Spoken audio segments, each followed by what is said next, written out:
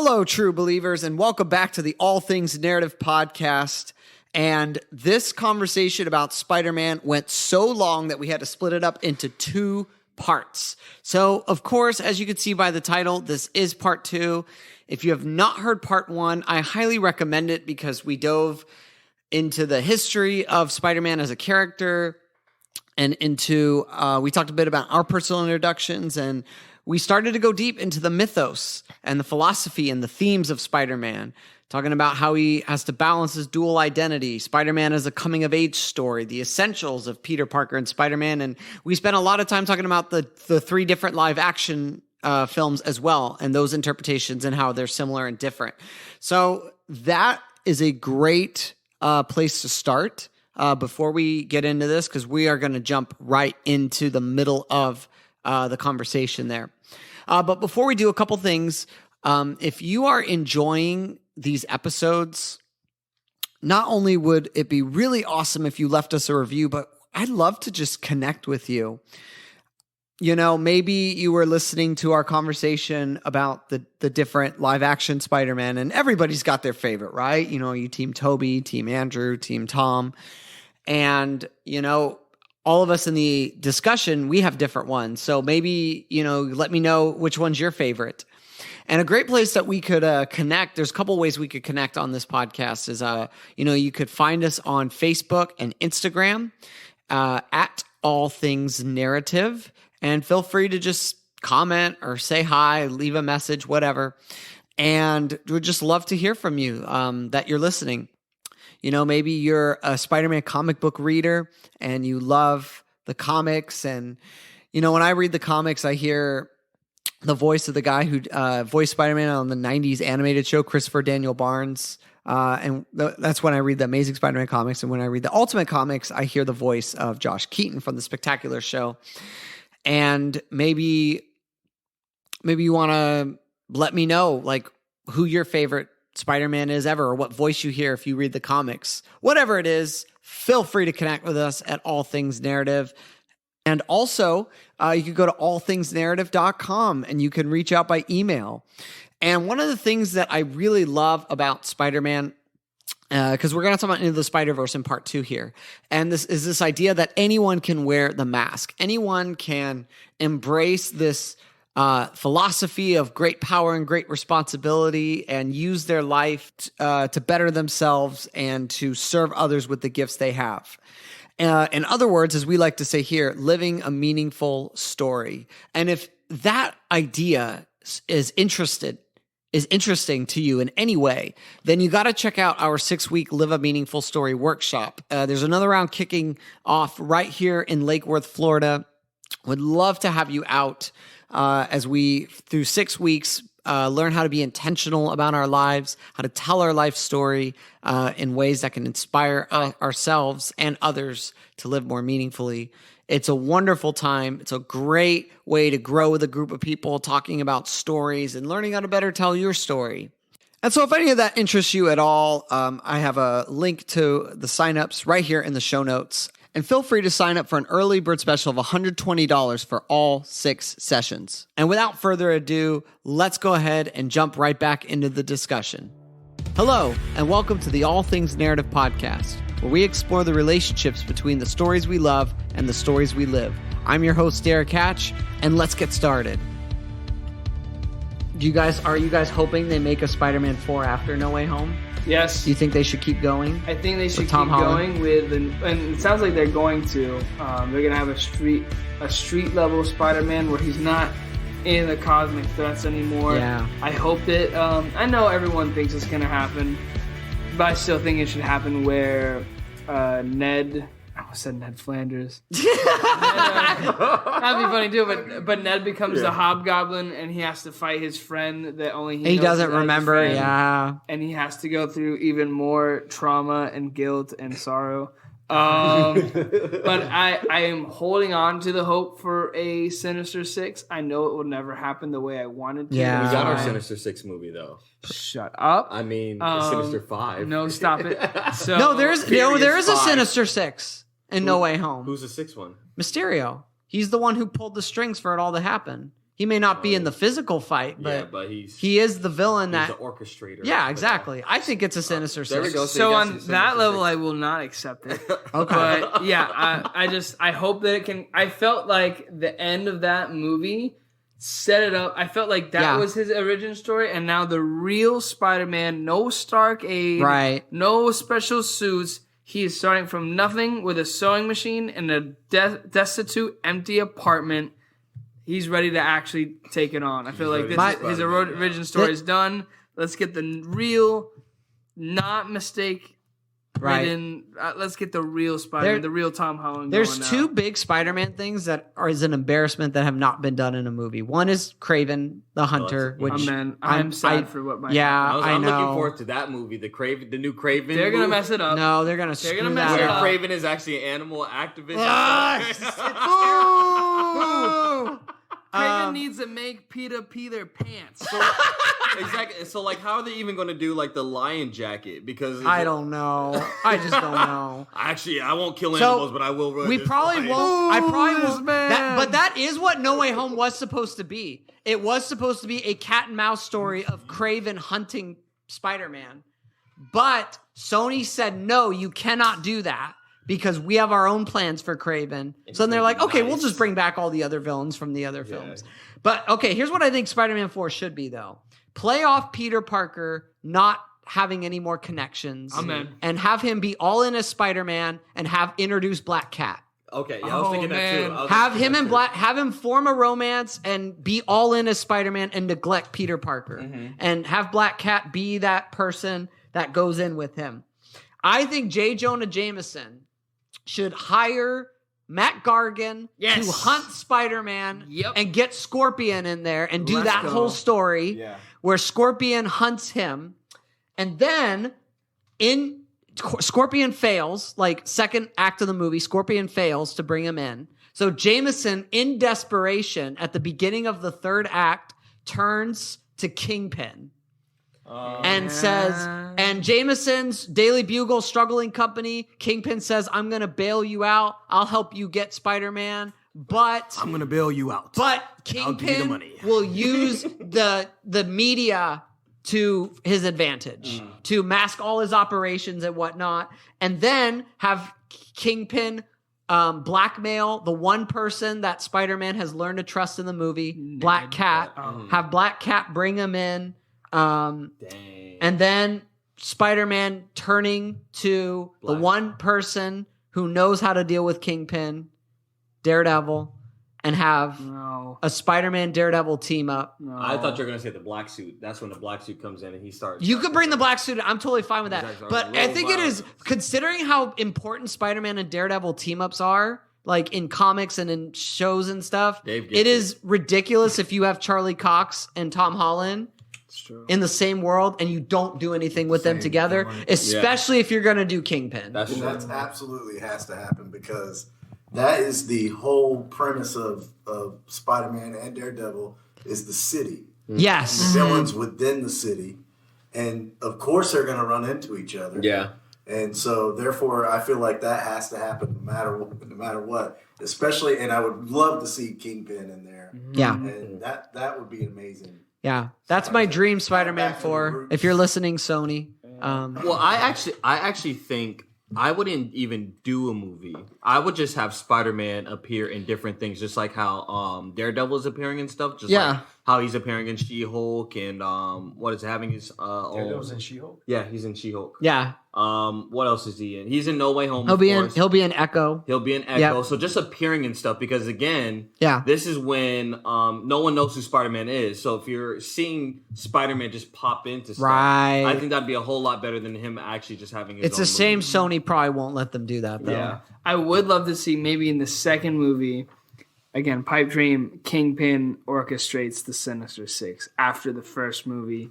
Then either we get Ned as the Hobgoblin in this movie. Yeah, I do think Ned as the Hobgoblin. You really want Ned as Hobgoblin. I do think that should happen. I want to. They've built it up way too much. I want character development from terrible things happening. Hey man, that means Ned has they to get love to get Spider-Man.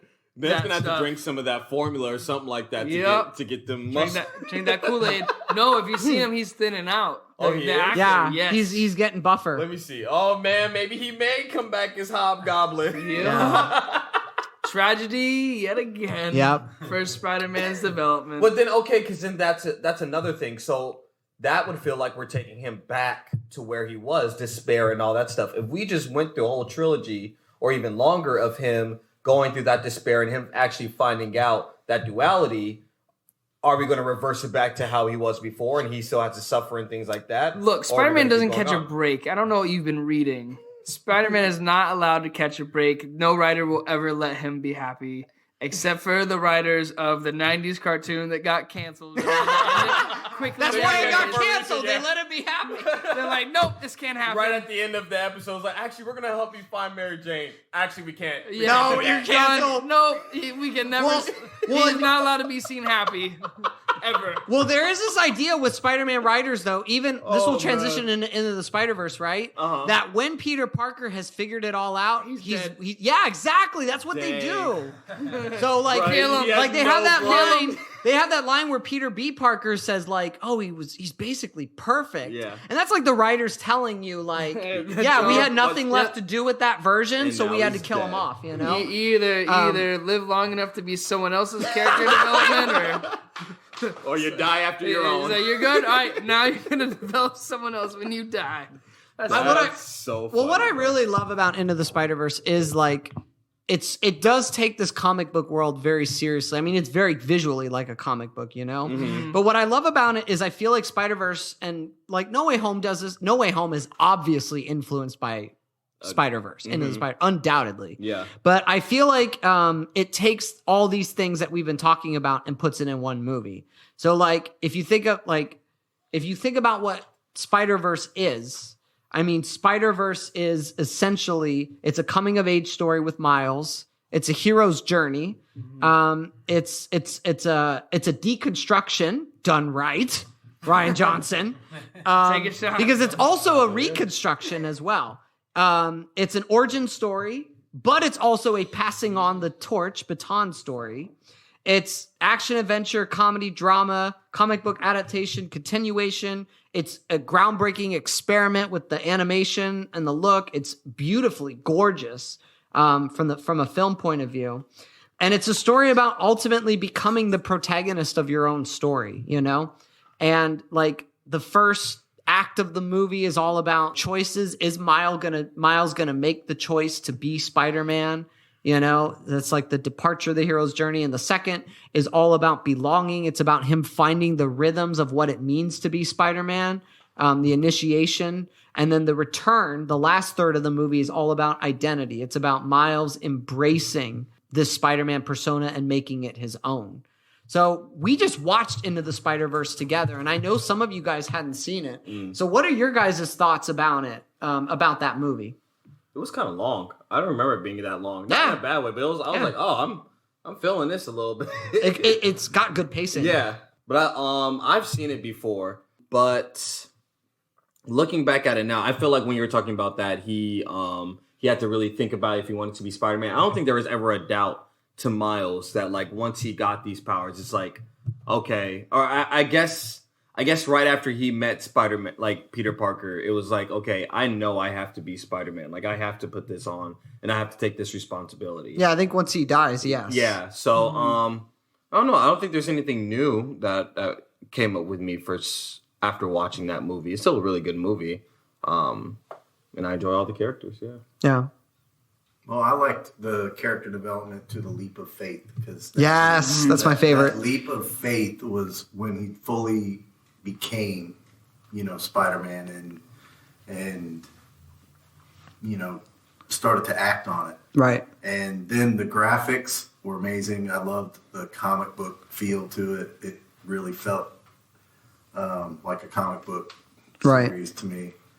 And I think those two things stood out to me the most. Yeah, the leap of faith is cool because that applies to real life. Like anything we do that we care about is a leap of faith. We don't always know how it's going to turn out. Yeah. Yeah. What about you guys, Nick, Jason? Any thoughts on? I liked it a lot. It was a lot of fun. I think the one thing that sticks out is Spider-Man as a mentor. The old Yes. Spider-Man. Something I've waited all my life It to was see. cool to see that. And there was one part where he was like, really happy for Miles, and he was like, "Wait a minute, do I really want kids?" Yes, yeah. It was just funny to see older Spider-Man, and then really for him to become a man, especially towards the end. So I thought that was a standout for me. And it looked great. The music was fun. It was just a cool experience of a movie. Yeah. Man, I really, especially when he was even hyping him up when he wasn't ready. He's like, he can turn invisible. Sometimes he's got a shock thing that he also can't control. And he's trying, and then he's invisible right now. Look, yeah, right, there he is.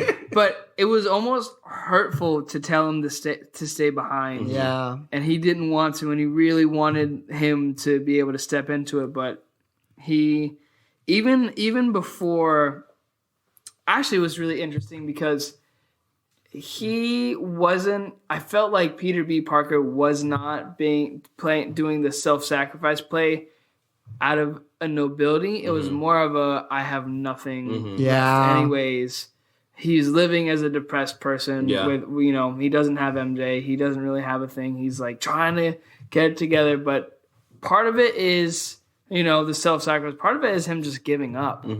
And he didn't want Miles to be the one who gave up. He's like, I'm just gonna do it. I may as well. I'm expendable, like Iron Man in some instances, but bro. But when Iron Man saved the whole multiverse now, so like. well, It anyways, cost him his life. I mean, but he still saved it, so you're welcome. It cost him his life. Called Peter Parker his life too. Yeah, He was saving the universe. Yeah, but anyway, he grew up when he let himself hope again. Yeah. He held on to hope and said, you know what? I think I am going to try again. I'm going to take the leap of faith. I'm not giving up. I'm not giving into despair. And that's a lot of Spider-Man is he, like I said in the movie, he always gets back up. And him saying, I'm going to live and choose life, that's him getting back up and overcoming all this immense weight of sorrow, of identity, of the people he loves. It's Spider-Man is overcoming. He's not the strongest. He does have strength. He's not the strongest. Yeah. But he is pushing that boulder up the hill, and I really like that. And the villains were super sick. Let's talk about villains now. Let's transition. We're gonna do into that now? Yeah. Yeah, you're welcome. So perfect. What'd you think? What do you think, Dad? Yeah, go ahead. Hop up. All right. Well, I thought the movie was pretty good. Everything seemed pretty notch up. I was kind of surprised how quick he just wanted to be Spider-Man, not like taking it in. But everything after that, it was actually good. Yeah. Yeah. And that's mostly, I'm not going to keep this speech too long. Yeah. So, yeah. But wait, also to touch upon, but this kind of goes into the villains as well with the Prowler and Miles' relationship. Yeah. That's just like every time I see that just always gets me. Yeah, me too. Because it's like, man, it's Miles has these two kind of father figures in his life. And one of the father figures is that discipline, but coming from a caring heart, and one's more relaxed, and it's also coming from a caring heart. But it's feeling his artistic, like his exactly. But again, it goes with the taking both from each side. It's taking the good things from his father, taking the good things from his uncle to make him who he is supposed to be. Because even the uncle, when he was dying, he was saying that you're the best out of us, implying him and the father. Yeah, so. Well, there's essentially two kinds of Spider-Man villains. Every villain falls into one of these two categories. There's either villains that are, they all mirror Peter or Miles in some way. There's always, I think somebody mentioned that, the connection with like the Raimi films. There's always some sort of like, kind of like what we talked about with Batman as well, that distorted mirror with them. Yeah. But either, there's villains that are like on the lower side of the social totem pole that want to use their power for their selfish reasons to get up there. So this would be Vulture, Doc Ock, Sandman, Lizard, Electro, Mysterio, Scorpion, Rhino, Shocker, Venom, Prowler. They are all villains that are just kind of in the lower level tiers, and they want to use their power to rise above in some way, right? And some of them like they're products of science, or they love science, like Doc Ock or Lizard. Some of them reflect Peter Parker and maybe the dark path he could have gone down, like Electro. But then there's the other side of the villains, which are those who are already on top, and Spider-Man is a threat to their status and their position. So this would include Green Goblin or Norman Osborn, Kraven the Hunter, Kingpin, Tombstone. These are the villains that are already here, and Spider-Man is threatening to tear their place. So they have power already, but they use their power irresponsibly, but they think they're using it responsibly. But so with that idea in mind of the two different types of villains, maybe we should go around and share, like, who is everybody's favorite Spider-Man villain that you want to talk about? Mine is Doc Ock, which I've always loved.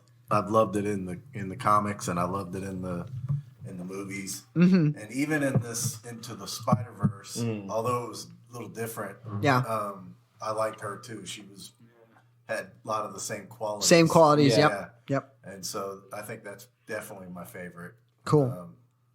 All around.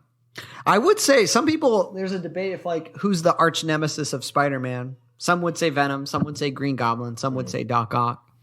And you can make a pretty strong case for Doc Ock because he's pretty savage, you know, all the things he does. And Diluted intellect. Because he was the first one to actually start the Sinister Six, right? Yes, Doc he is Ock? the one who starts the Sinister Six.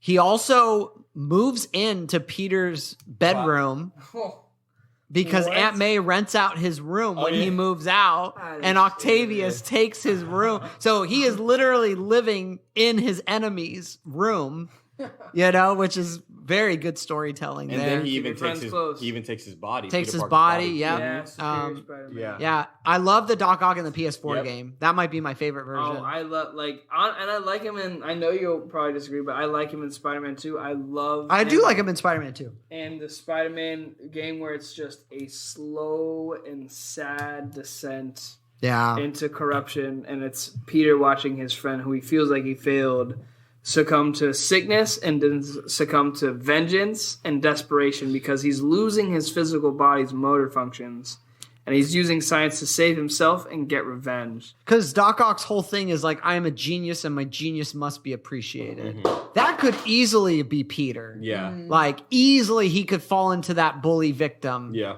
that persona. Who else wants to share a favorite Spider-Man villain? I'm gonna go a little later because I could go off. Oh, guts. Well, then what's it called? I'd say my favorite is Carnage, and Okay. I wonder where you would think where you guys would put him in those two categories. Because like I feel like He's his own. I know. Yeah, I know. He's He's kind of hard to place in He's those. his own. I feel because I feel like with Carnage there is that level that he's up here, but he's up there in his own mind. Right, yeah. Where he's like I have a sense of power because I'm a serial killer and I have power over the people that I kill. Yeah. And Spider-Man threatens to take that away. That's good. But I honestly think Carnage is his Joker in that sense, just like where it's just an unmovable object and Carnage doesn't want anything but just to cause what his name is. Right. So I think that's why I kind of like Carnage, just because he's so simple, but he's just like, he's a real threat to Spider-Man, where Spider-Man had to team up with Venom to actually kind of stop him. Yes. And it took a few times. Like, they lost the first time, and like I think the second time. Yeah. The boy was menace. The boys, sheesh. And he was like the first one out of the symbiotes to start making weapons out of his actual like symbiotic suit. So what do you think? What do you think of this, Joe? In the Ultimate Comics, Carnage is actually created using Spider-Man's blood. So That's interesting. So they use his blood, and it's with the spider venom, or with the symbiote? the symbiote. Yeah, the symbiote. That's what I meant. I was thinking Harry Osborn in the movie. Yeah. But yeah, so it's the symbiote and his blood that makes Carnage, and that's what kills Gwen Stacy in the Ultimate Comics. Oh, Carnage kills Gwen Stacy? I still kind of like that. In the Ultimate Comics, yeah, it's pretty savage. Dang. Yeah. So we got Carnage, we got Doc Ock. Nick, who do you got? I consider Kingpin more for Daredevil, and I know you're gonna choose him anyway. I like the Green Goblin a lot, but my favorite movie is Spider-Man 2, and I think Dr. Octavius is awesome in Spider-Man 2. Yeah. I think he's the most charismatic. He's got some of the funniest lines.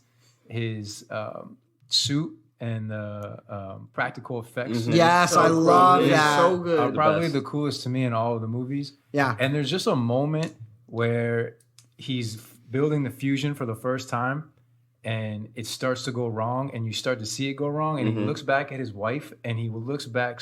He just becomes very vulnerable. Yeah, there's a vulnerability to him. There's I didn't necessarily see him as super arrogant, but I only know him in that one movie and not throughout the comics.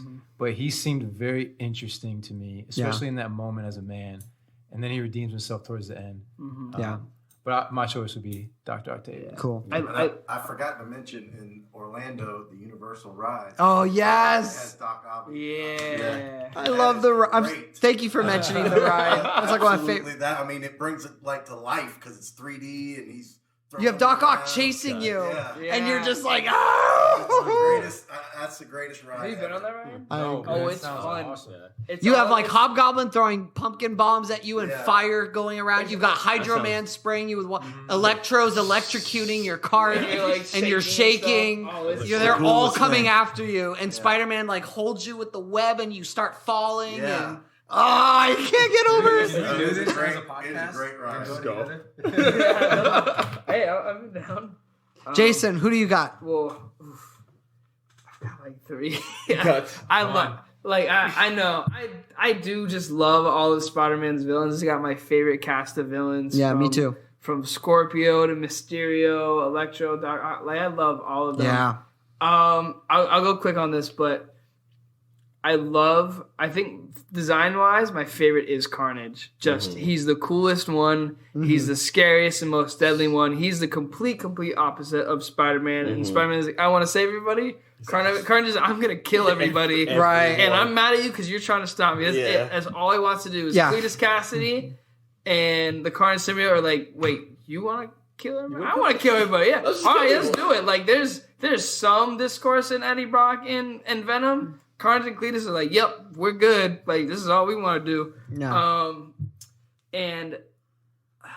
But who's your favorite? But the thing is, I didn't want to, and I love how the Lizard is his friend and all that. Yeah, I me didn't too. want to. See how he's still talking about 3 of them, though? Here's the thing. I love them all, and it's hard. And it shows my choice. I didn't want to choose him for this, but after the 90s show and after everything else, especially this one, I can't help but love his role in this. But the Kingpin is who I want to talk about for this podcast because, and watching the 90s show, he is what I feel like the main antagonist in this show. Yeah. And Spider-Man doesn't even know about him for the first few seasons.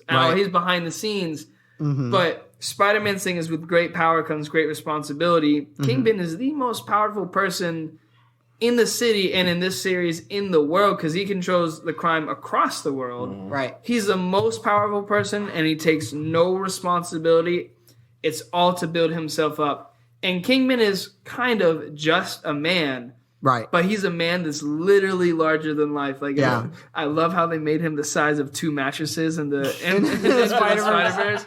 He is my favorite design in that. It's dude, he's so savage in that movie. He is. He kills Spider-Man. He kills the first Peter Parker, and he kills Miles' uncle. I love the 2-second wait where Prowler just puts his mask on and steps back for 3 seconds, and Kingpin's like, you know what? Nope. Bam! And shoots him. I'm like, oh my gosh! He almost kills Miles, but he should have used 2 fists. He was the only one that time. But anyways, he is so savage and brutal, and he's just a really strong guy, but he has so much power and control and pull.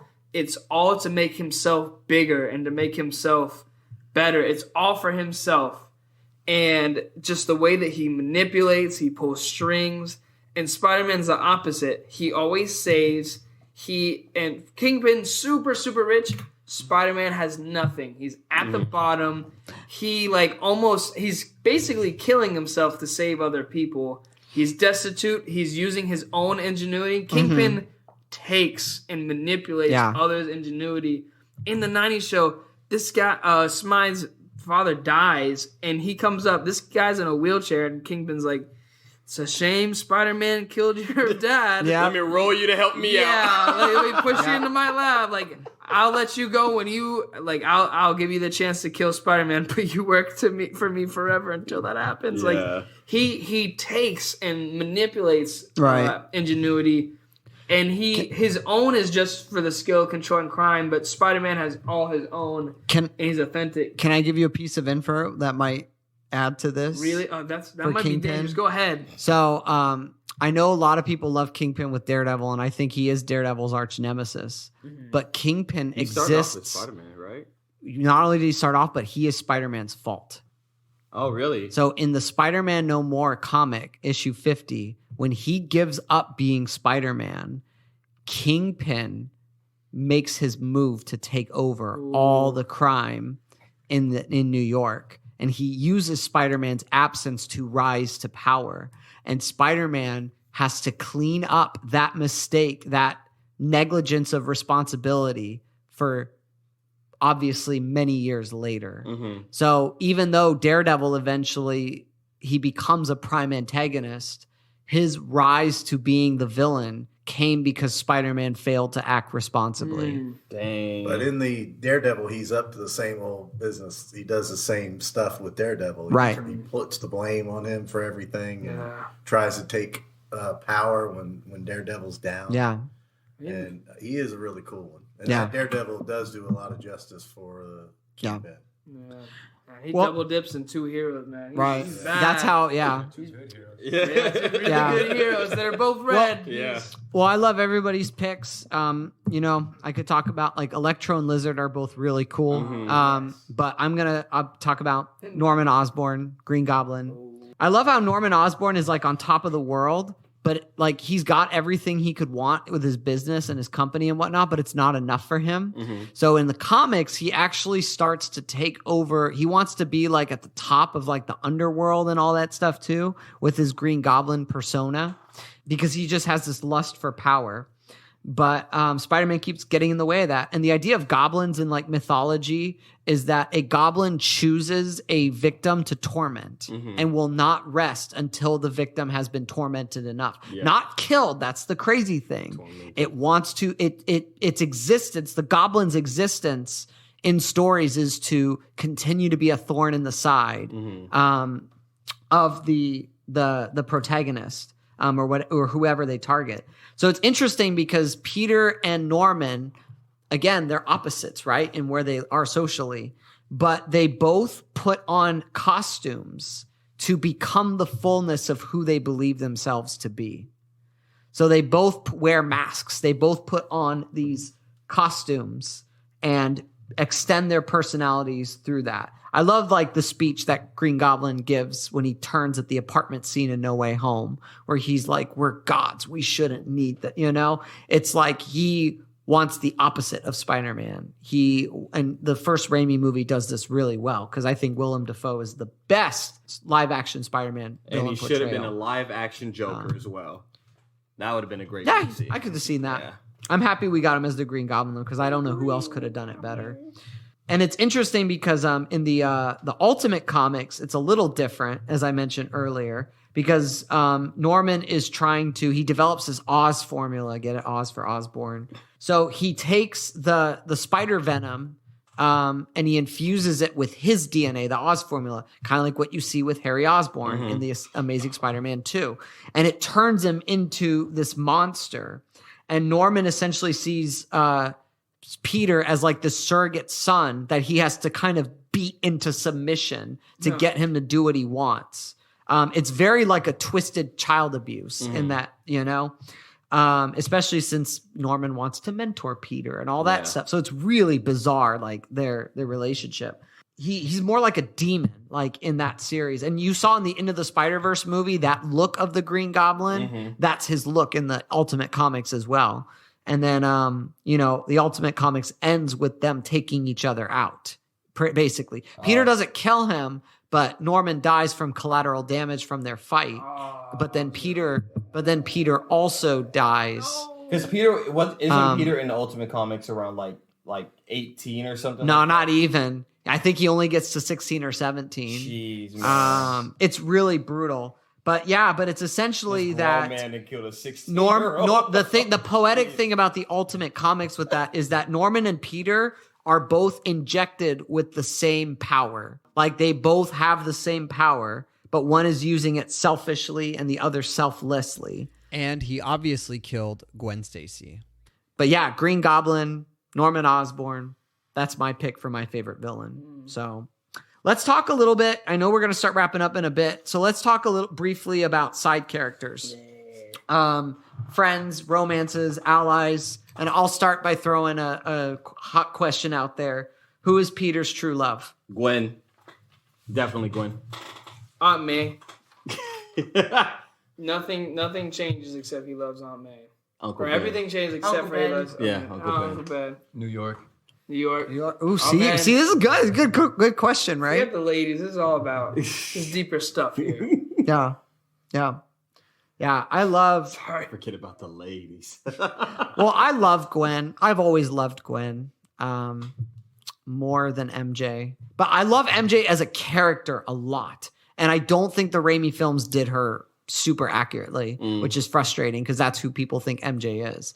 But the whole thing with like Gwen is supposed to be like she's like this very smart, she matches Peter's intellect. You know, they're on that same level. They have that love for science. But Gwen like pursues Peter because she believes that there's this goodness in Peter that he's not showing. Yes. And Gwen is kind of trying to bring that out of him. She's trying to help make him better, no matter what adaptation it is, whether it's in movies or in the films and whatnot. And then, of course, Gwen is like the embodiment of also like this kind of very traditional, innocent type of girl, just a good girl, you know? She, in the Spider-Man Blue comic, which is about how they fell in love, Mary Jane brings him soup when he's sick, which is really sweet, right? That she brings him soup. But Gwen brings him Huck Finn because she goes to Aunt May and asks Aunt May what would cheer Peter up. And Peter goes, my Uncle Ben would read me Huck Finn when I was sick. That's true love right there. I'm sorry. That's like you go to your, to Aunt, and you find out what he needs. Like, it's just because she's pursuing him too, in a way, And I love that there's like a party, but Peter doesn't show up to the party because he's fighting Kraven, doing Spider-Man stuff, and nobody waits for him except Gwen. Gwen stays up and waits for Peter to come to the party and just, she's just so sweet. And that's when she dies, whether it's in the movie, her death in Amazing Spider-Man 2. Sorry, that's when she just dies. Her death in the Amazing Spider-Man 2 is the most heartbreaking moment in any comic book movie because you love their romance so much. In the Amazing Spider-Man 2? Yes. Yeah. You didn't like the relationship in the Amazing Spider-Man movies. Yeah, I remember you saying that. I didn't really feel those two. At all. What? I didn't, no. I like Why? Was it because they felt annoying, like that giddy, like? I didn't really feel much heart from those two movies at all, as compared to the Raimi movies, personally.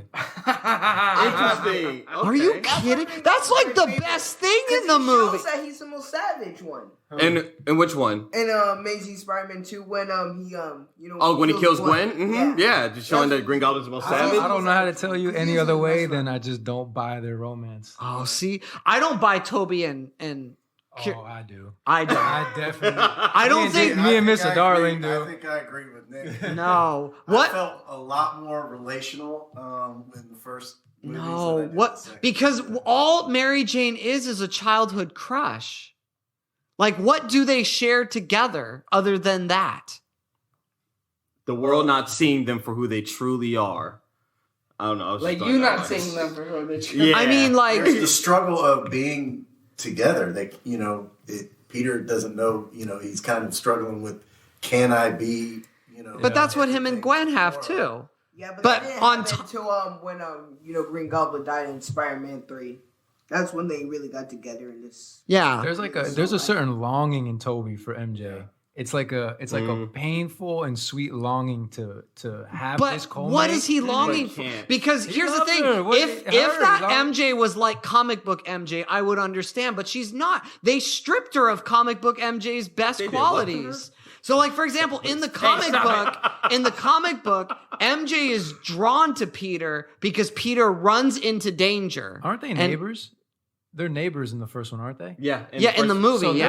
they're like childhood. They're grown in They New grow next York. door. They're they grow exactly next door, right. yeah. See, I think it gets their romance completely wrong from the comics. Well, Like, it I don't might know. be wrong from the comics, but Tell 'em. But here's the thing. Wait. Tell them. Here's the thing. As far as the movies, there's when he sees her struggle too, because she had the abusive dad, and all Right, this, right. and was neighbors with them. Right. He feels what she's feeling, so there's that connection right away that they have, and then the whole series is about can they be together or not, and then it ends in the cemetery, where it's the scene of. But I don't buy that in Spider-Man 3 that Toby I don't would. really acknowledge Spider-Man. Okay, because that is part of my problem.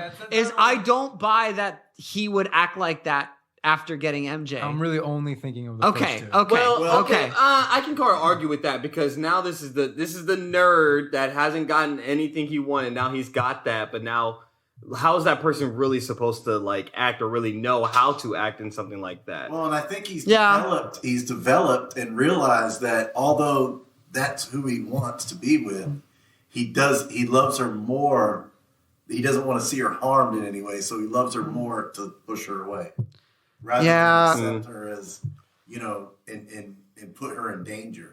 So it's like that whole thing. The whole thing was about should I not? And then when they finally get to that point, he's like come to the realization that she could be in danger. But you have all that with Peter and Gwen. But you have more than that. You have their mutual love for science. You have the fact that Gwen supports him in his role as spy. Hold on, and you've also got also got the fact that, again, what I shared earlier, they help each other be better people.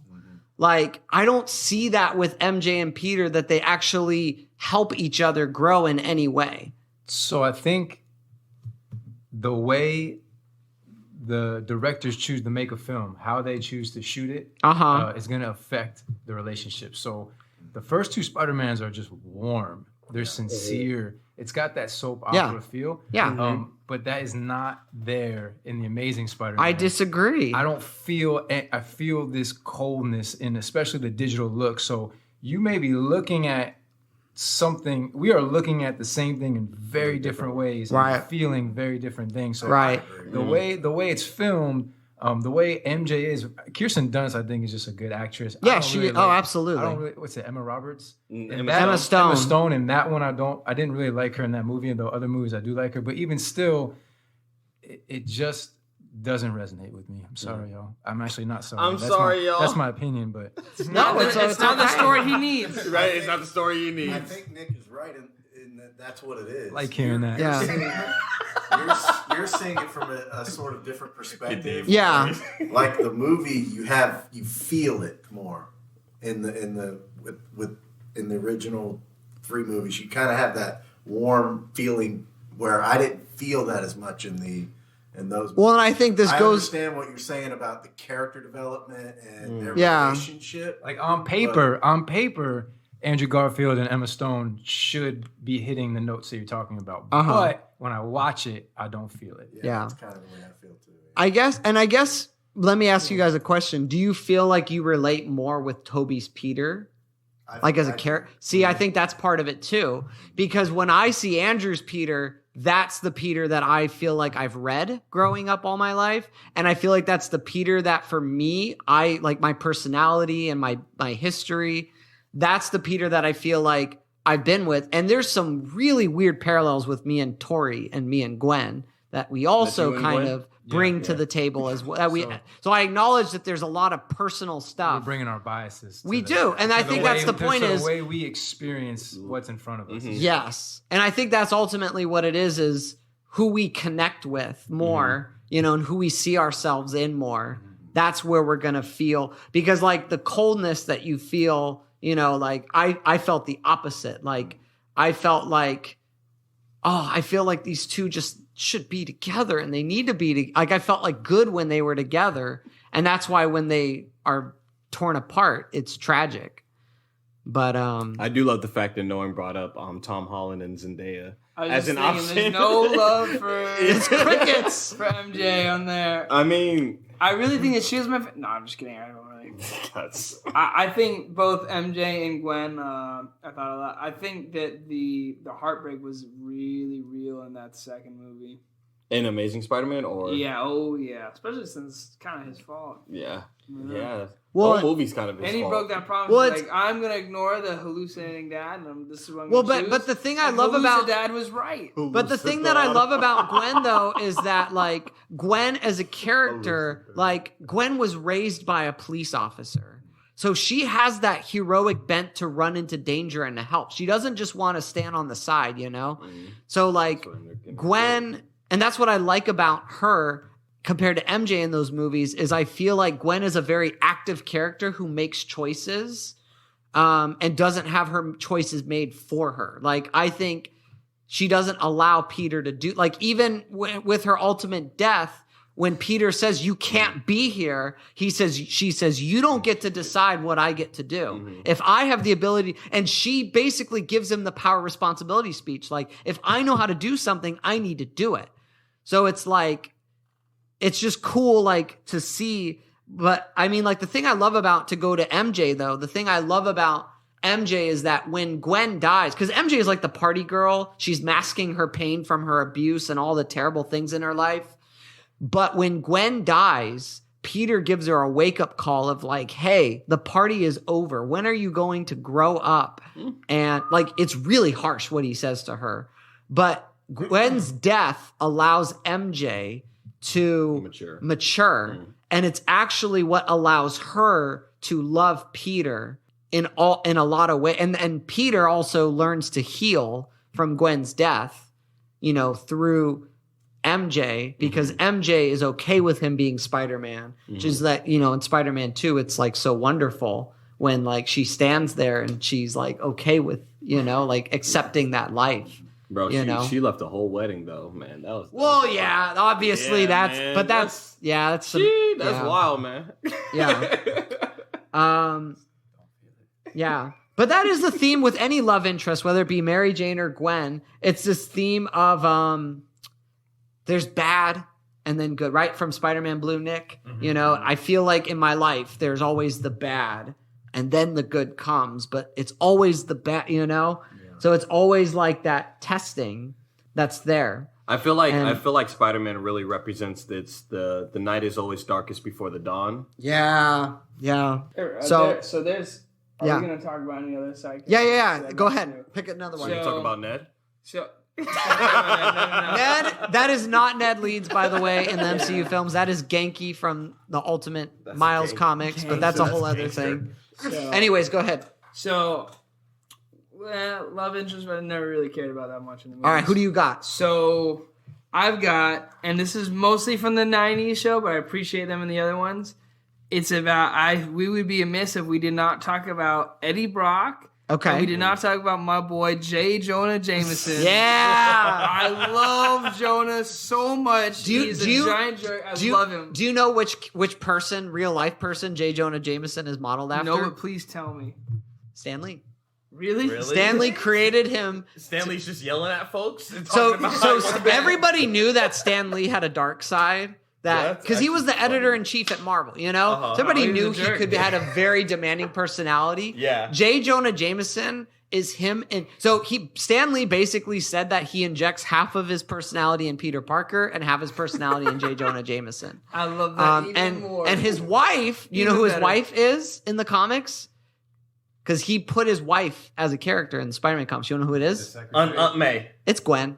Really? Wow. Yep. Which is why Stan Lee wanted Peter and Gwen to be together. And then the moment Stan Lee leaves the book, they get torn apart. Dang. The killer. Yeah. Yep. Yeah. Kills Stan that was Lee's their plan was to kill her once Stan That's Lee going to be got my off next question. the I was book. going to be like, so did he end up killing Gwen or did... No. Okay. He actually, they did it while he was on vacation. They did it. He was...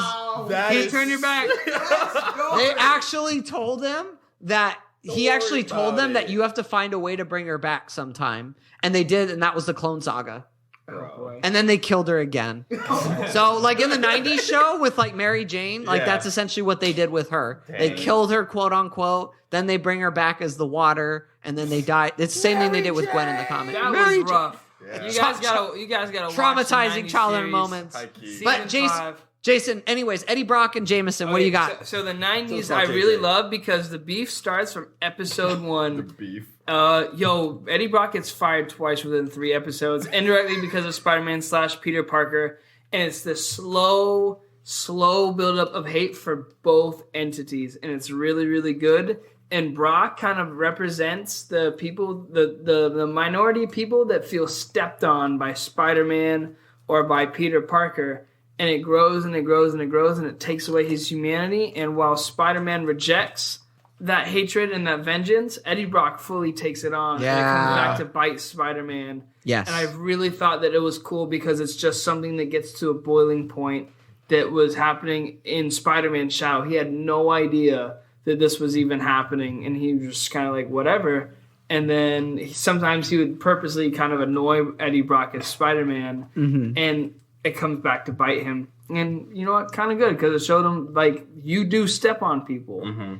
And then Jonah is fascinating to me. There's just really cool stuff. Yeah. I'm going back to my text that I ranted about to you guys when I'm watching the show, but I really like how Doc Ock faxed J. Jonah Jameson something in episode 4. I thought it was just really funny. And I love how... So Jonah is not a terrible guy in this. He's a giant, huge jerk.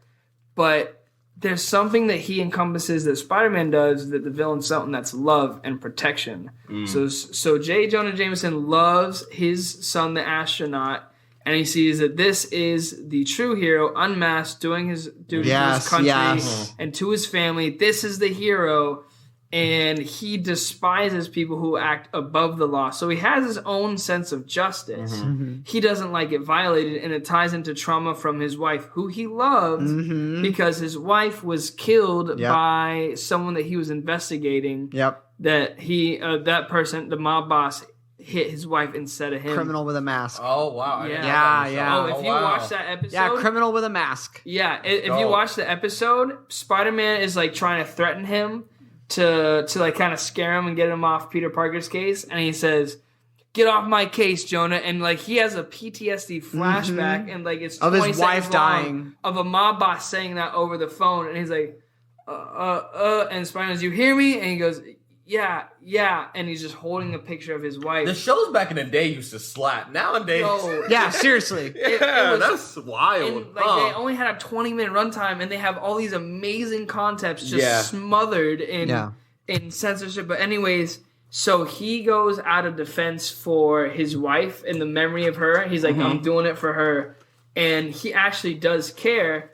And even in Spider-Man 2 or Spider-Man 1, Green Goblin threatens him. Yeah. And he's like, I don't know who Peter Parker is. I love that. He goes, I don't know who sends me the picture that just come in the mail. And he's not a bad guy. He's a huge jerk, but he stands for love and protection, and he loves New York. Yeah. He and Spider-Man both love New York. I'm flipping to my notes. While you're flipping, my notes. You guys can Joe, go ahead, Joe. No, I was gonna say while you're flipping through, it reminds me of the last 2 episodes of the animated series when JJ is saying like, hey, like Spider-Man, I knew you were horrible, but I didn't think you were gonna go like this far because he really, really loves New York and that's that protection.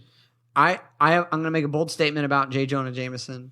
I think he is the central antagonist of Spider-Man. A central antagonist? Yes, the main antagonist. Not villain. I'm using the word antagonist because he's there from issue 1. He's there. And if you look at a lot of the struggles that he goes through in the Stan Lee run of the comics in particular, like he quits because of Jameson in issue 50. Like he constantly has to deal with the press because Jameson is using the press against him. There's a whole section in Stan Lee's run where Spider-Man's a wanted criminal because of Jameson. There's other sections where Jameson brings villains in to get Spider-Man. Right. And he was even in that robotic suit at one time, right? Yes. So the thing is that Jameson, again, not a villain, but an antagonist. In other words, he is keeping Spider-Man from being seen as the hero for who he really is. And he is the one that perpetually keeps Peter questioning. The villains don't get him to question if what he's doing is right. Jameson is the only man in the comics who can get Peter Parker to second guess everything he's doing. And you know the scene in No Way Home where after Aunt May dies and Peter Parker is standing there in the rain. Oh, and Jameson, just that cover right there. And Jameson is giving that report about how Spider-Man is a menace and someone died, right? And you see on Tom Holland's face the weight that he's feeling from those words. That's how Jameson can be. Like J.K. Simmons is brilliant. Yes, but he's not someone that Spider-Man can go beat up or anything like that. He is somebody that Spider-Man cannot win against him. He is the only antagonist that can beat Spider-Man every time. And no matter how much good Spider-Man does, he even saves his life multiple times, and it is never enough because Jameson's trauma with his wife and because of his views are so cemented, he cannot break through. I'm going to ask a weird, maybe bold question. Do you think Spider-Man would be the person he is, like, not giving into pride, well, I know he does sometimes, but we think that he would be the person he is without Jonah. Like, does Jonah maybe even keep him in check a little bit? Because he's like his devil's advocate. Because in some of those early Spider-Man issues, he has that idea of maybe I should just be the menace that he says I am. And he flirts with that idea, but then he realizes I can't be that. But I want to, Jason, I want to read something to you. Okay. This is a quote. This is my favorite J. Jonah Jameson quote that he says. He says it in it's from a comic book, from one of the Stan Lee comics. And he says this. It's a monologue that he says as Spider-Man goes away one day. And he says, "You've seen me make a fool of myself. You know I'm not half the man you are, and for that reason, I've got to drag you down into the gutter, because I can't live with anyone knowing that the lion of publishing, the great benefactor of the little people, that heaven help me, that J. Jonah Jameson is actually just a weak, ordinary man." Wow. Sounds like the Wolf of Wall Street. That's really cool. I like that, and he's hopped up on his pride. Like he's got good qualities, but they're twisted by pride and right by trauma. But like he the same things. It's funny how he's a huge antagonist, but they both don't like manipulation. They don't like those who take advantage. Jonah has regrets. He regrets the creation of Scorpion. He admits, I was wrong about Spider-Man. He put out $1 million award and he took it back publicly on the air, said, I was wrong. I take this back. So he has his own values that he doesn't cross. He's still like a human being. And I love how the show still keeps people as humans. Even Eddie Brock is a person and they flesh them out. Yeah. But he doesn't and he even gets involved in a hostage situation, which is funny. He's cordial at first. And he just starts snapping on Doc Ock. He's like, everything is wrong with this city. You take the person captive. You're terrible. And I'm like, bro, stop it. But Doc Ock's just at the other end. I actually think I am going to kill him now. But that's good. I really do love it's hard to imagine Spider-Man. I think, it's hard to imagine Spider-Man without J. Jonah Jameson. It's just... That is, and I just love him. That is the big missing thing in the Mark Webb Amazing Spider-Man films, because they try to have Captain Stacy play that role, which is the opposite of who he is in the comic. That's the one character they really get wrong in those films. I like what Dennis Leary did with him, but I agree, Jason, that Jameson is such an essential character for Spider-Man's mythos that if you don't have him, if really you feel it, you're missing it. Imagine Ice Cube as JJ. Ice Cube. No, I actually wouldn't like that. It just doesn't. Give me some Spider pictures of Spider-Man MF. He was in that ride in Orlando also. Oh yeah. I love when you walk in the Universal and it's like this big dictator picture of him. Because you go in the Daily Bugle, that's where you wait in line, is in the Daily Bugle. Oh wow. Going out to take photos for Jameson, says he can't find Peter. Yeah. I love that. It is great. His presence on the ride is great. I love it. He is he's got to be a part of Any other side characters that are worth talking about? I know Harry Osborn is a great character. Yeah. I don't get why. There's actually a comic book behind your head, Joe. It's the first comic book where the Comic Code Authority label is not on it because Harry Osborn gets hooked on drugs. And even in the Death of Gwen Stacy issue, it opens with Harry Osborn tripping acid on a bed, and nobody can get him back to reality. I mean, Harry Osborn is such a tragic. He might be the most tragic character in all of the Spider-Man mythos, and nobody is bold enough to push him to that level of tragedy. Like, they try in a lot of different things, but his story is so sad. You know, like here the you way are with a father that is a multi-millionaire. And that father doesn't even give you the respect, but he will give your best friend the respect and just treats you as trash, not even just in front, like and behind the scenes, but in front of your friend. So Harry like brings Peter in as a roommate to try to like dang, I bet that sucked. Yeah, it's reluctant because Harry like knows that his father likes Peter, but he wants him as a roommate because he thinks his father's gonna come visit and spend more time with him. It's so, and it's a very one-sided friendship too. Peter is always there for Harry, but Harry is never really a good friend to Peter, you know, like much of the time. It's very one-sided, but it's tragic. Yeah. Tragic friendship. He develops a drinking problem not only in The Amazing Spider-Man, but watching Spider-Man 2, he starts drinking after the whole Otto Octavius failed experiment thing too. Yeah, they do give him they like giving him a drink. I don't know why they won't let him touch drugs because that is like, seriously, he spends like 30 issues having a drug. Like, he gets sent to rehab. They'll probably make it an R-rated movie. Yeah. Sell it to a certain audience. Yeah. Down a little bit. Yeah. But that's what was so powerful about that being printed in the 60s at the time where LSD and drugs were so prominent and being such a high, like, acceptable thing, you know, pop culturally wise. You had the tragedy of Harry Osborn. And what that was doing in his life. Another side character that I think doesn't get enough credit is Flash Thompson. Yeah, a lot of people just think of him as a bully. But when they go to college and Flash can't figure out why Peter keeps getting all the chicks, Flash realizes he needs to let go of his glory days of high school. Let go. You're holding on. Oh my gosh. Take a shot. And he after being saved by Spider-Man, he wonders what his life is amounted to, and that's when he enlists in Vietnam. And then that's how he gets Agent Venom. Yeah, he goes up. Well, cool. I mean, Agent Venom's kind of a retcon, but basically he goes off to Vietnam, and it changes him because he wants to be a hero like Spider-Man. And it's a big point of contention because it's like, you know, Peter is like, is he the real hero or am I a fake, you know? And Flash actually becomes a mirror for Peter of maybe what a hero could be.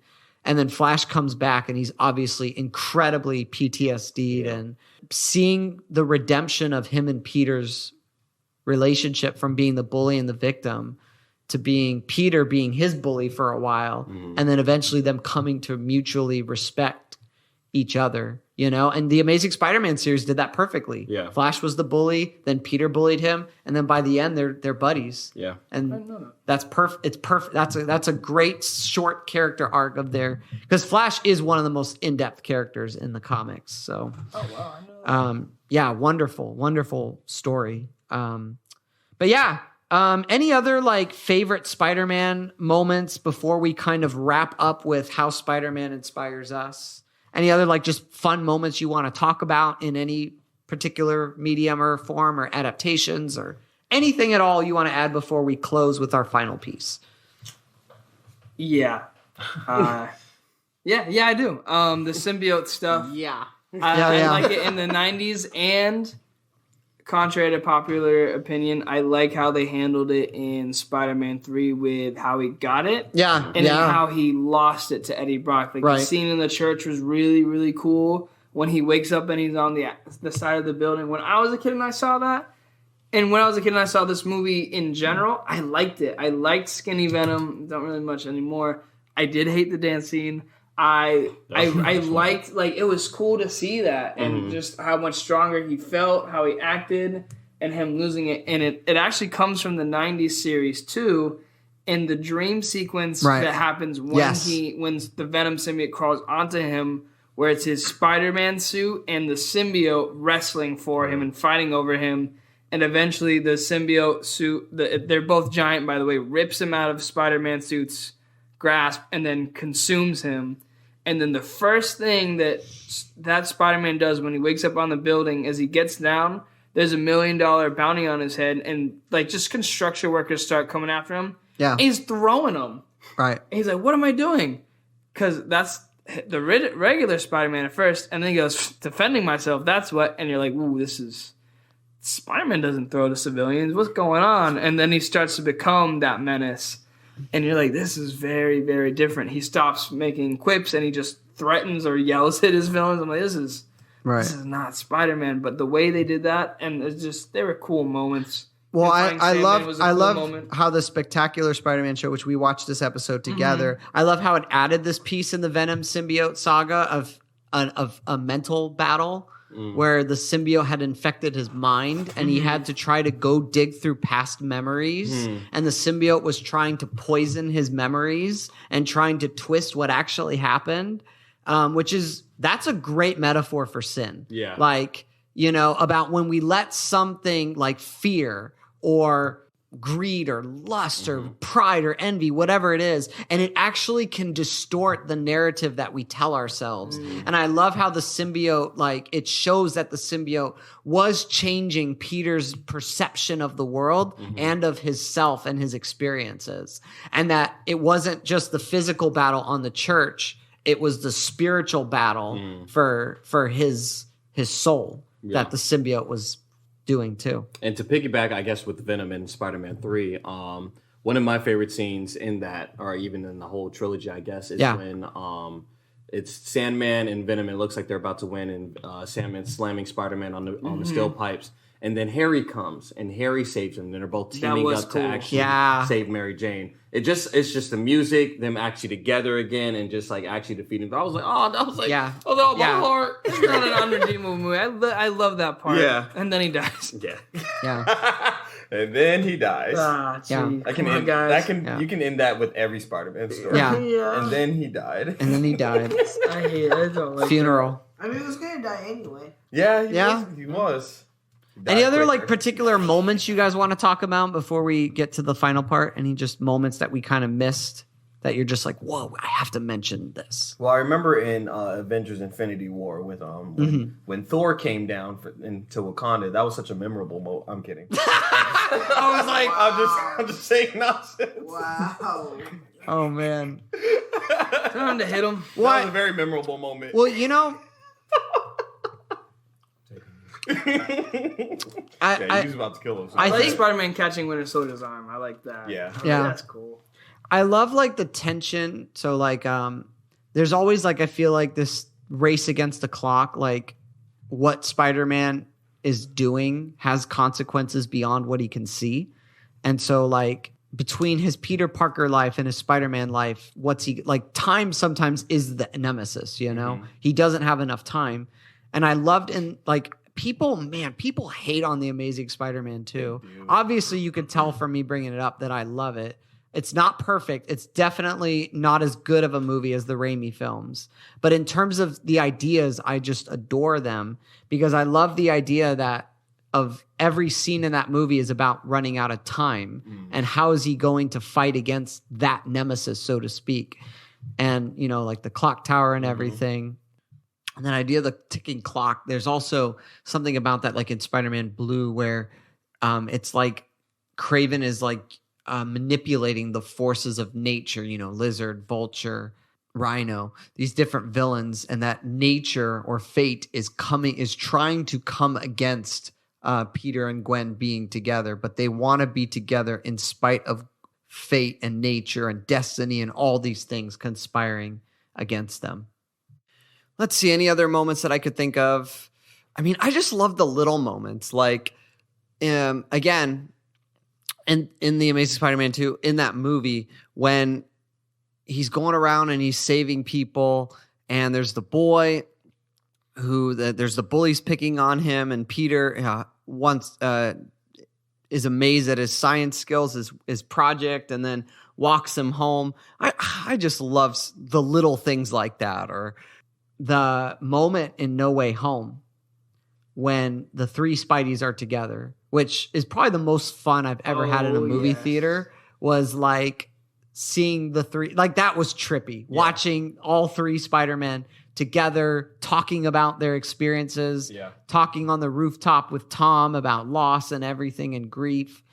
But of course, you know which moment I'm going to mention now, when Zendaya MJ falls, and Andrew's Spider-Man saves her, but doesn't do the same. You know, he's learned how to catch her, you know, and he just has that moment where he looks at her.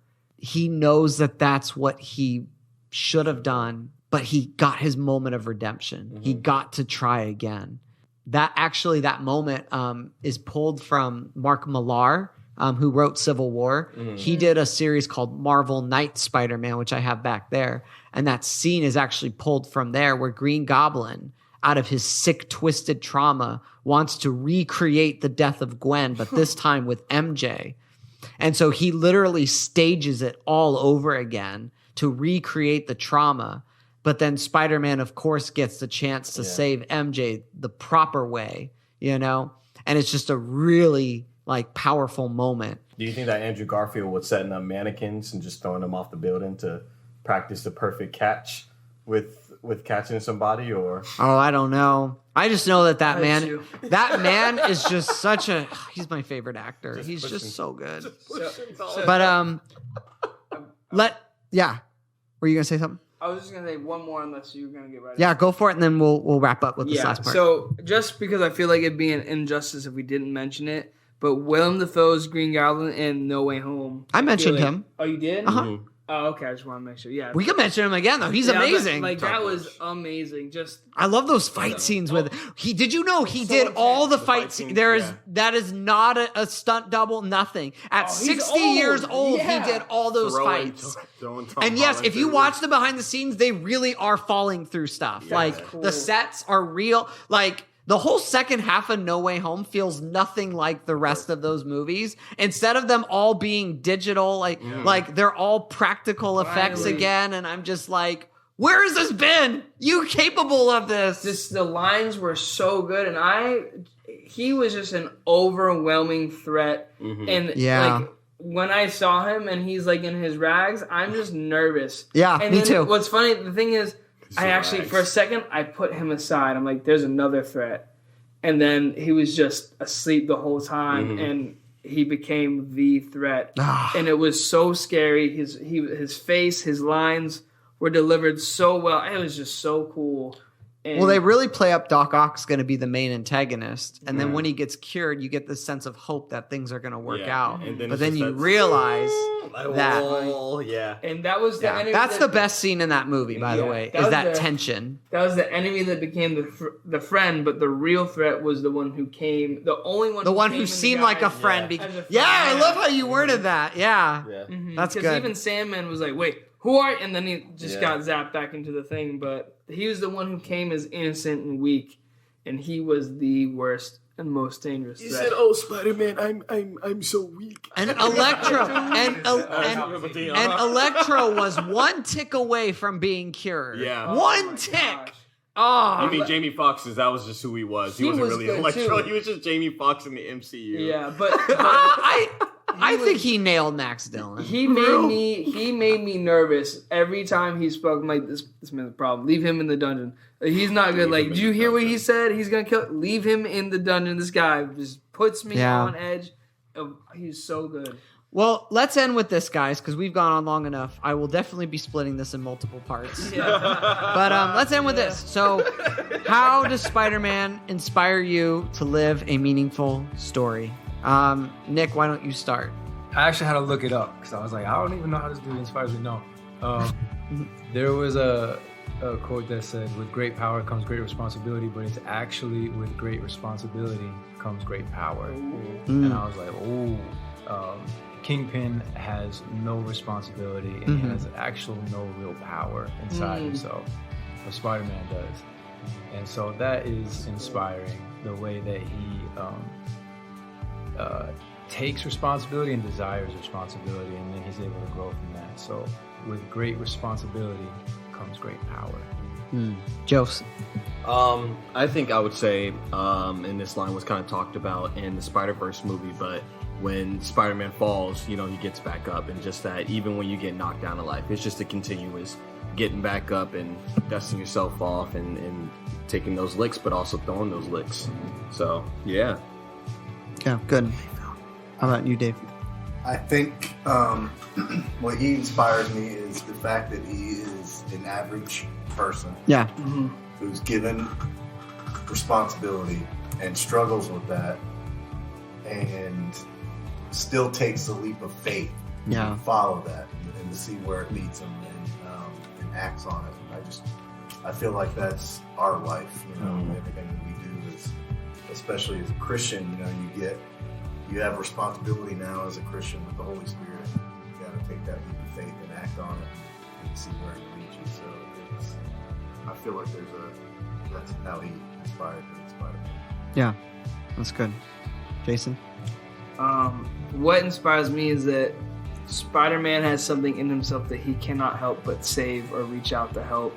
And that's something I'll see. Like, if I feel like someone needs something, if I don't act on it, it eats me up all day, and I can't stop thinking about it. But Spider-Man, as soon as he sees someone, and it's consistent throughout all media, he just has to act, and it's almost reflexive. He can't stop it. And even if he tries to quit Spider-Man, he always picks it back up to go for someone else's life over his own. Yeah. Wait, Dale, what do you think?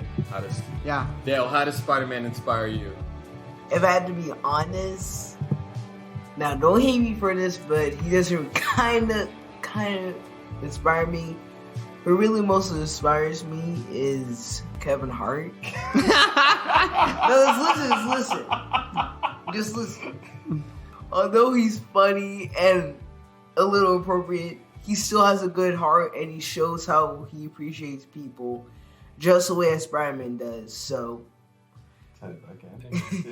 there you go. It shows me that I can be that good a person just like those two. There you go. So, yeah. All right. Sorry if you guys hate me. But No. I love you. No, it's been so good. Thank you, guys. Thank you for being so patient, because I know this is really long. It's been fun having you. Nick's like ready to fall asleep. My fault. Nick, you want to stay and watch? Nick, you want to stay and watch a movie after this? Let's watch 2 movies. Let's do the marathon tonight. Bet. You guys Let's want to start see it. season 1 of I'll watch 90s Last Jedi Spider-Man? with you tonight. Stay and me and Mr. Darwin will go because we're out. All right, I'll end with this. So I believe that a good life is about pursuing and discovering what brings you most meaning. And I feel like that's the journey that Peter Parker is on, is like how Spider-Man can bring him the meaning in his life that maybe he was lacking beforehand, and how he's able to kind of go through his life and take these experiences and use them to make him better. Because things aren't always going to be in our control, but it's the way that we react and respond to those things, and the things that we can control, because things aren't always going to go our way. And I take comfort in thinking about, someone like Peter, to remember that. I think about like Gwen's speech at the end of The Amazing Spider-Man 2, when he gives up being Spider-Man and he just doesn't have the strength to go on anymore. And it's the memory of her and her love that inspires him to keep going. And, she tells him that there'll be days when you feel you're alone, and that's when hope is needed most, no matter how buried it gets or how lost you feel. Promise me that you will hold on to hope. Keep it alive. We have to be greater than what we suffer. My wish is for you to become hope. And even if we fail, what better way is there to live? I love that, because, it's the leap of faith. It's all the things that you guys are sharing here. But I think I'm inspired by the way that, and this book here, Spider-Man Philosophy, talks about this, is that he's able to go through his life and understand what it means to be the active protagonist. He knows the story that he wants his life to tell, and he goes all into that. And he fails and he struggles with it, but he holds on to that and he pursues it no matter what it costs. As I shared at the beginning of this episode, like, Spider-Man is my favorite fictional character because I believe that with any character that, fiction is not just silly nonsense, that the art that we allow to influence our life can influence who we become. That's an idea that Aristotle had. And I think that the best art can imitate life in the most compelling ways. And I don't think there's ever been a character in fiction that I felt more realistically captures some of the struggles of growing up into an adult and some of the ordinary everyday struggles that we deal with, about finding out who we are, what choices we're going to make, where do we belong. And I know from my life that I felt like an outsider at times. I've been bullied. I've had relationship issues and problems, and trying to balance life out and trying to make all things work. And there's something really cathartic about getting to put on a Spider-Man costume and going to visit people. And it's almost like a form of therapy for them. Because I've had moments where I've been in the costume and I've gone to different places in these months, and I've had people that have hugged me so tightly and have told me things about their lives, and just about, like, you realize how powerful the weight of what you're doing is, and what you represent. And you realize whether it's kids or grown adults that are hugging you and saying, I don't know if I can go on anymore. And you whisper in their ear in the costume and you say, don't give up. I believe in you. You have the strength, and being able to give that hope for people is just, it's beautiful. And I love this idea in Into the Spider-Verse that anyone can wear the mask, that anyone can be Spider-Man. And I love adding something to the mythos with that, of having it passed on to the next generation. But it's also almost like this liturgy, this pattern of being Spider-Man and these things that come with it, including the trials and the challenges. And it's not for the faint of heart if you want that path. And that reminds me so much that the things that are meaningful, that we long and aspire towards in our lives, are not the things that are going to come easy. They're the things that are going to take great power and great responsibility. And so it's important to understand that while anybody can become Spider-Man, that we have that potential, we got to be aware of the cost that can come with that as well. I'll end with this quote here. It's the last quote of this book, and we'll be done. It says, "To be sure, we love to imagine ourselves climbing walls, swinging down boulevards, and shooting web bullets at bad guys. What we really admire Peter for, however, is the moral development he has already achieved and his continuing efforts on the path of moral progress. That progress is facilitated by narrating his life's quest, by making sense of his life through telling his story. To live his life well, he learns to achieve those goods intrinsic to his life's quest of being the best Spider-Man he can be. The virtues that he has and those others he's acquiring enable him to make choices that sustain him on his quest, that bring him closer to living his entire life well. And in the end, spending time with Spider-Man is not just entertainment. Through the moral growth Spider-Man achieves by telling his own story well, he teaches us how and why we ought to get our own stories straight." And we'll end there. So thank you for sticking it out, everybody, for this incredibly long set of episodes. And don't forget to check out Joseph's Stop Motions, where he's actually got a Spider-Man-inspired character coming in the next one. Yes, the character is called Scarlet Web. It should be released sometime in August, sometime in mid-August. So yeah, look out for Golden Defenders. Again, it does kind of have like a Spider-Man-esque character related to the universe that my stop motions take in. And yeah, look it up at Joe Lee Stark 25, please. Awesome. And we'll have a link to his YouTube in the show notes. So thank you, everybody, for joining us. And remember, check out allthingsnarrative.com if you want to learn more. Check out some good Spider-Man comics and Medium, and be inspired. So this is your friendly narrative practitioner, Derrick, signing off, saying thank you and take care.